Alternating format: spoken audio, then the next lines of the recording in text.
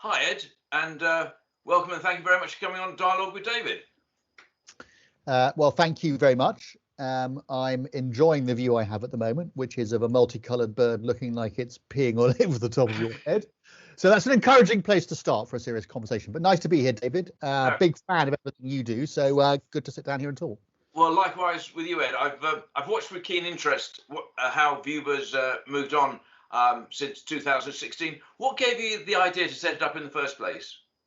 Well, I was part of the team running a big London agency called Douglas and Gordon, and we used to have real problems with our weekend staff, and we knew we were missing out on a lot of business. Our staff tended to be quite senior. They didn't want to work every weekend.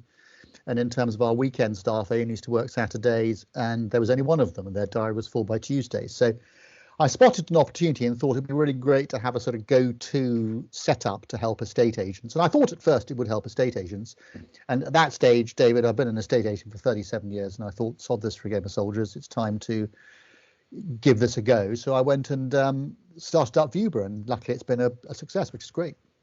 And what I'm always interested in the business is it starts off with one idea, but I think the key to a successful business is what it ends up or carries on doing and grows with different services and clients and that sort of thing. So what's your journey been over the last 5 years on that respect? Well, I think the mistake I made at the beginning, I mean, I'm very lucky in that I got a business partner who's completely unlike me. I'm broad brush, salesy type of guy, whereas my business partner, Marcus Ferranti, is very much detail, he knows the tech world, very good, understands the corporate finance world. So he's everything I'm not, which is great. But the mistake I made was thinking that estate agents would go straight into this. And actually, estate agents all said, yeah, that's a great idea, but we're fine, thank you very much. And what happened was that we started being approached when we did a bit of PR by the auction companies.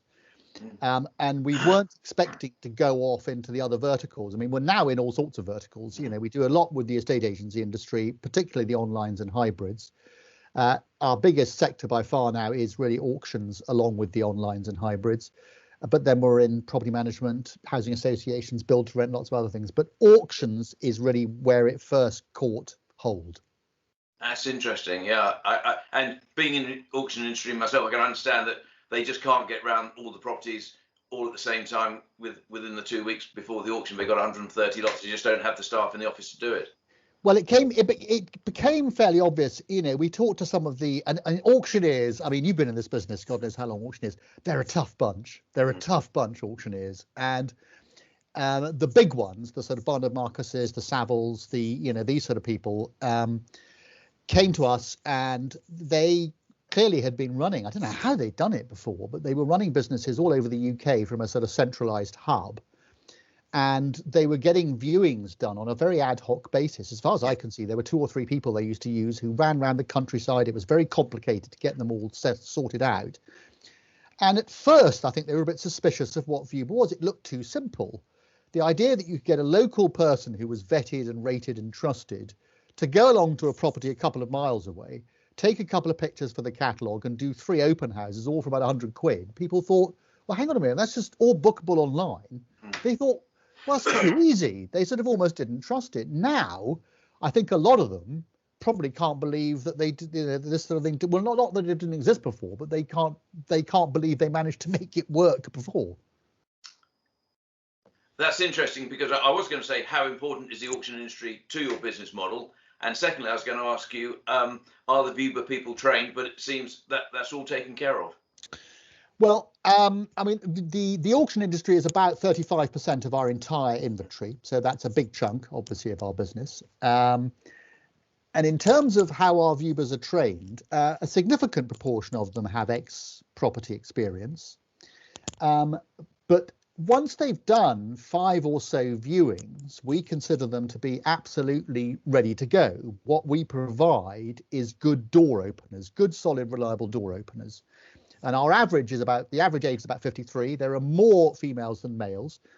And we want them to be reliable. So from our point of view, and indeed from your clients and my clients, from auctioneers' point of view, we want them to be safe, reliable. They turn up, they do what they're told to do.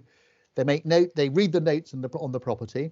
They take notes of who is going in and out and what their reactions are. and they have to sign any logs or be able to take simple pictures on smartphones. Taking pictures on smartphones for the catalogue these days is easy. And we do run an online academy. So these guys, our viewers can go along and train, our Viewber members can go along and train themselves to the levels required. So we haven't honestly found that to be a problem, David. Good. One of the things I like about setting up businesses is really not really knowing what's around the corner, and most strange things will happen during the course of business, funny and difficult and awkward. Just, have you got sort of any funny moments or standout moments in your journey? Well, I mean, most of the standout moments came very early on when we had situations which we sort of weren't necessarily prepared for. I remember we had one, and it was an unbelievable coincidence where we were doing something it was for an auction company, and we had to do some showings on this property. And it was a retired policewoman who was doing the viewings for us, which was extraordinary given what happened, because she went into the house and someone had clearly died in the bath. So she knew exactly what to do. Now, that's certainly not funny, but it really did stand out when we got a call from a viewer saying, I think someone's died in the property. That really wasn't what we were expecting. No. But because of who she was and her training, actually, it worked very well. Good. Oh, well, I hope you don't get too many of those. No. Thanks, Ed. I've learned a huge amount about the business today, and great always catching up with you. I think, if I may, I'd like to send this recording to some of the auctioneers who I think aren't using your service, just so they can get a bit of a flavour of what you're about, not just the service they might see on the website, but the man behind it. I think it's always important to know who's running the business. So if you're happy, I'm going to send this on to some people.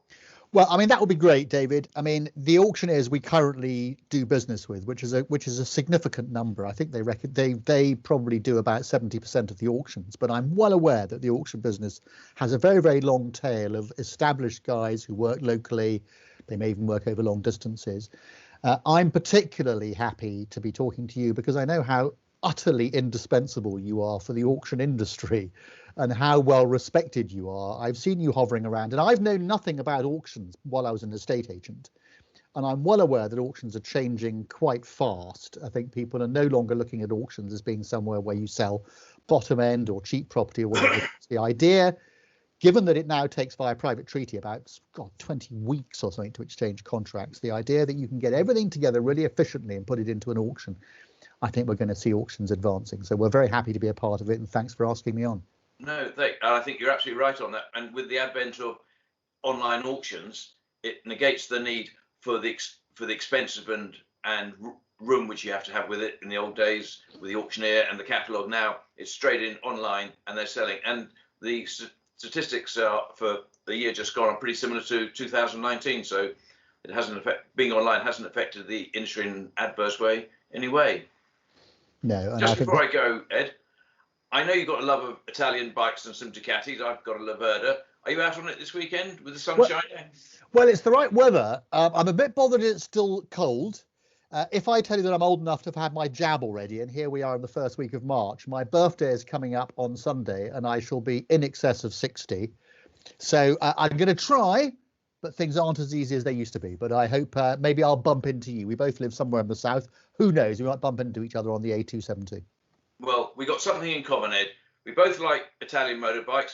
We're both old farts, and we both had our jab. Good. Well, you've had your jab as well. Well, that's good news. And I hope you feel better for it. And if I was you, I'd go and put a hat on because that peacock still looks like it's peeing on your head. On that note, I think we'll end this conversation, Ed. Good stuff. Thank you very much. Thank you, David.